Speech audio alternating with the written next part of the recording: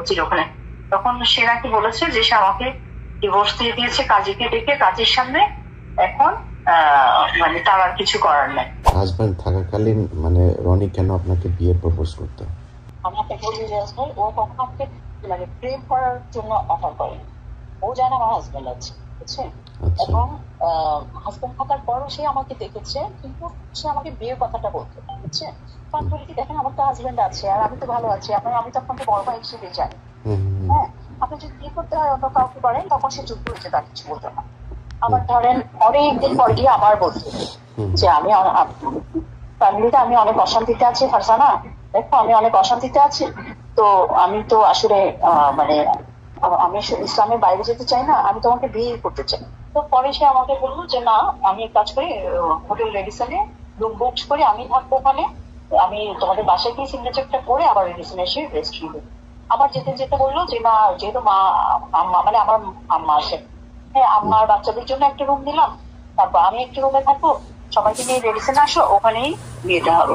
তো আমি সবাইকে নিয়ে রীতিমতো তার সে যেভাবে সিদ্ধান্ত নিয়েছে ওভাবে একটা মানে ইয়ার ওসি কি বলে সিবিআই এর একজন ওসি, ওনার ফ্যামিলি, তারপর হচ্ছে আমার একটা ফুফাতো ভাই, আরো কিছু গেস্ট, তারপরে আমাদের টিপসের যিনি হুজুর উনি, তারপরে হচ্ছে আপনার কাছি, এরকম বেশ কিছু লোকজন আমরা ওখানে গেলাম। শুক্রবার দিন জুমার ঠিক আগে আগে করে বিয়েটা হলো। তারপর কাজী সাহেব ওখানে গেলেন, যাওয়ার পর ও বললো আজকে 13 তারিখ, এই জন্য আপনাকে 13,000 টাকা দিলাম, আজকে যদি 30 তারিখ হতো আপনাকে 30,000 টাকা দিতাম, কাজীকে বলছে। আবার আমাদের হিপসের যে হুজুর বিয়ে করিয়েছে ওনাকে 2,000 টাকা দিয়েছে।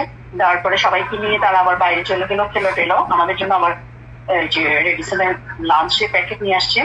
আচ্ছা, এরপরে সে শুক্রবার শনিবার রোববার দিন 1:30টার সময় চলে আসছে রোববার। এর মধ্যে তার বড় ছেলে বিয়ে হলো। বড় ছেলে বিয়ে হওয়ার পরে আমি বললাম কি আমি কি আসবো? বলে কি হ্যাঁ তুমি আসো। আমি বললাম আমি গেলে আমি কি পরিচয় দিব, কি সবার সাথে পরিচয় করা দিব না?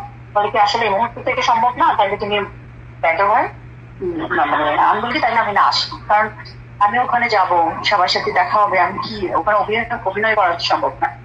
বলকি আচ্ছা ঠিক আছে, তুমি যেটা বেটার মনে করো ওটাই করো। আমি আসলাম না বিয়েতে। ছেলে বিয়ের পরে এর মধ্যে আবার বাড়িটা রেডি হয়েছে ওনা পল্লী।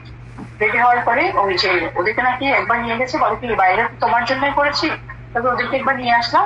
যাওয়ার পরে মানে ছেলে মেয়ে তারপর ওর ফার্স্ট ওয়াইফ এরা সবাই রাগারাগি করে ওকে একা ওই বাড়িটাতে ফেলে সবাই যে আমাকে চলে আসছে। আমি বলি কি সমস্যা আমাকে বলো তো? বলে কি এখনই বের হবো। আমি বলি কি, বলে কি আমি এখন পুলিশকে কল দিব।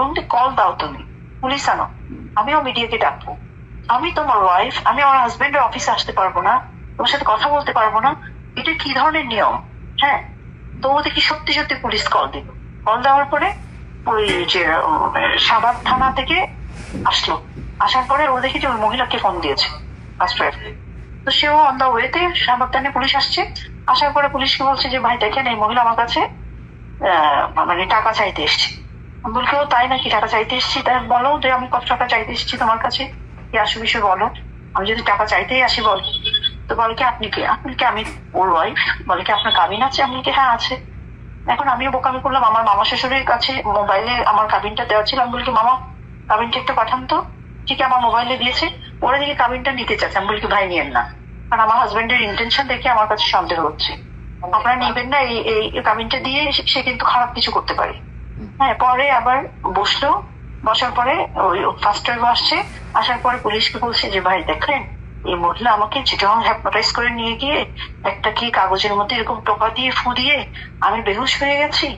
তারপর আমার যখন হুঁশ ফিরে আসে তখন দেখি আমি অসংলগ্ন অবস্থায় হসপিটালের বেডে পড়ে আছি, আর এই মহিলা আমাকে বলছে সে তার সাথে আমার বিয়ে হয়ে গেছে।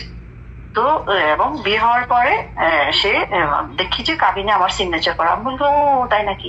বললাম মোল্লা রনি তুমি 7 বছরের বাচ্চা, তোমাকে আমি ঢাকা থেকে চিটং নিয়ে গেছি।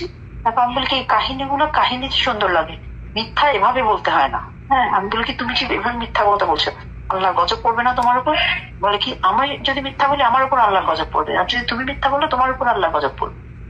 তারপর আমি বলি কি ভাই দেখেন আমি তখন পুলিশকে কাহিনীগুলো বললাম। আমি আমার লাইফে অনেক ভালো ছিলাম, সে বারবার বোঝায় আমাকে নিয়ে আসছে, হ্যাঁ একটা জীবন থেকে আরেকটা জীবনে নিয়ে আসছে। এখন এই অবস্থায় এসে যদি সে আমার সাথে যা শুরু করে সেগুলো করে, আমার মেয়েটাকে আমি কিভাবে বিয়ে দিব? যখন জানবে যে আমার মেয়ে তার মায়ের দুইটা জায়গায় সমস্যা হচ্ছে, আমার মেয়েকে আমি বিয়ে দিতে পারবো। তখন পুলিশটা খুবই বোঝালো তাকে, বোঝায় বলে কি স্যার ও আরো অনেক কথা বলছে যেগুলো আমি আপনাকে মানে আমার নেগেটিভ অনেক কথা, না আমার চেয়ে খারাপ মানুষ পৃথিবীতে আরেকটাও নাই তার ভাষ্য। এটা কোন থানা? শাহবাগ থানা। শাহবাগ থানা, হ্যাঁ শাহবাগ থানা। কতদিন আগে ঘটনা এটা? এটা হচ্ছে এই ধরেন 1.5 মাস আগে, 1.5 মাস। হ্যাঁ শাহবাগ থানা থেকে আচ্ছা গেছে। আবার পুলিশ কে গেছিল? ওসি নিজে নাকি অন্য কেউ? না ওসি পাঠিয়েছে, ওই দুজন ওই যে টহলে থাকে না যারা 999-এর, হ্যাঁ ওদেরকে পাঠিয়েছিল আর কি। তো ওরা বলে কি স্যার এটা ঠিক হবে না, ম্যাডাম খুব কান্নাকাটি করছে, আপনি স্যার এটা মানে এরকম করিয়েন না। ওরা পুলিশরা অনেক বোঝালো, যে ওনারা বুঝে গেছে যে আমি জেনুইন, সে যা বলছে সব মিথ্যা বলছে।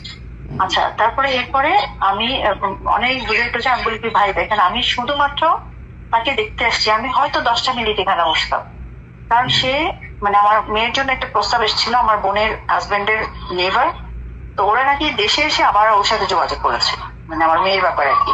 বলি আমি তো আগামীকালে চিটং চলে যাবো, আমি আমার মেয়ের এই বিষয়টা, আর ও যে খুবই অসুস্থ, আমার হাজবেন্ড খুবই অসুস্থ, আমি ওকে একটু দেখতে আসছি ভাই, এই অপরাধের জন্য ও আপনাদেরকে কল দিয়েছে। আচ্ছা এটার পরে সে ওদের কাছ থেকেও কাবিনটা নিতে চাইলো, ওরা দেয়নি। এরপরে কি করেছে, আমি বের হয়ে শাহবাগ থানার ওসিকে ফোন করলাম। ওসি সাহেব বলে কি ভাই আপনার এমনিতে আমাদের জায়গায় আমরা পাচ্ছি না, আপনাদেরটা আপনারা সামলান তো, কোনো মিটিং টিটিং করতে পারবো না। হ্যাঁ তো আমি কি করলাম, বলি কি এখানে তো চাইলে সমাধান হচ্ছে না, তাহলে আমি বললাম কি আমার শাশুড়ি যেহেতু ওর বাসা আছে ধানমন্ডির বাসায়, আমি ওখানে গেলাম, ধানমন্ডির বাসায় গেলাম, গিয়ে আমি বলি কি যেভাবে হোক আমি ওকে ম্যানেজ করবো আজকে। হ্যাঁ এটা আমার গিয়েছিল ধানমন্ডির বাসায় যখন গিয়েছি, এর মধ্যে আমার শাশুড়ি আমাকে দেখে ভয় পেয়ে গেছে, মানে কারণ ছেলে বউ মহাদজ্জাল। হ্যাঁ তো কি করেছে, যে ওখান থেকে আমার শাশুড়ি ফোন করে বলেছে ফারজানায় কেন আসছে, আমাকে বলি কি তুমি কোথায়, আমি বলি কি আমি ধানমন্ডির বাসায়। বলে কি তুমি এখন বের হয়ে যাও। আমি বলি কি কেন, তোমরা আসো আমি তোমাদের সাথে কথা বলবো। তখন দেখে ওরা নিউ মার্কেট থানায় গিয়ে আবার নিউ মার্কেট থানা থেকে তখন 999-এর পুলিশগুলো পাঠিয়েছে। পাঠানোর পরে সেম থিং নিউ মার্কেট থানার ওসিকে বলছে যে আমি তাকে হ্যাপনোটাইজ করে বিয়ে করেছি, হ্যান্ড আসে যায়। এখন ওরা আমাকে বলে কি ম্যাডাম চল না, আমি বলি কি কেন, এটা আমার হাজবেন্ডের বাসা, এই যে আমার শাশুড়ির সাথে কথা বলে। ওরা আমার শাশুড়িকে জিজ্ঞেস করেছে আপনার ছেলের বউ, বলে কি হ্যাঁ। এখন তারপর বলে কি আপনি আসেন। আচ্ছা এসে দেখি এরা দুইজন বসে আছে, ওই মহিলা আর এই বসে আছে। বসে থাকার পরে আমাকে বলে কি উনি কি, আমি বলতে আমার হাজবেন্ড। বলে কি কেমন হাজবেন্ড, আপনার কাবিন আছে, আমি বলি কি অবশ্যই আছে দেখেন। কাবিনটা দেখলাম, বলে কি দেন তো আপনার কাবিনটা, একটু ভাই দেওয়া যাবে না, আপনি এমনি দেখেন। তখন দেখি যে সে আমাকে বিভিন্ন ভাবে জায়গা করছে, আমার এত অপমান লাগছে, কান্না আসছে। আমি বললাম যে ভাই দেখেন সত্যি কথা যেটা, সে আমাকে পছন্দ করে বিয়ে করেছে এবং আমি তার ফার্স্ট ওয়াইফের বিষয়গুলা সবকিছু ক্লিয়ার করেছি। সে এখন আজকে এসে সে কি কারণে উল্টে যাচ্ছে আমি জানি না, তবে আমার শাশুড়ি যেটা বলে যে সে কালো জাদুর শিকার, সে কালো জাদুর শিকার, নাইলে সে কন্টিনিউসলি আজকে 1.5 বছর ধরে এরকম অসুস্থ হয় না একটা মানুষ।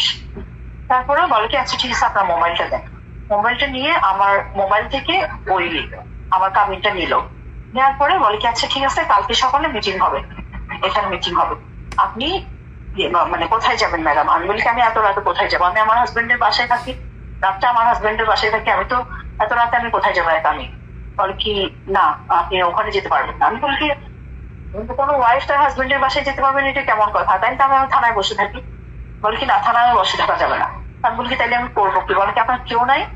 তো আমি অনেকক্ষণ পরে প্রায় 12টা, আমি বলি কি আচ্ছা ঠিক আছে আমার একটা মামা আছে, আমার মানে মামার শ্বশুর আর কি, তো তাইলে আমাকে ওখানে দিয়ে আসে।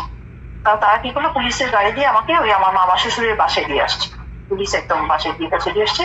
তারপর দিন মিটিং করার কথা, অনেকে কয়েকবার ফোন দিয়েছে, ফোন ধরে না। এর মধ্যে সে সেই কাবিনটা নিয়ে মানে ডিভোর্স লিখে চিটাং পাঠিয়ে দিয়েছে, বুঝছেন।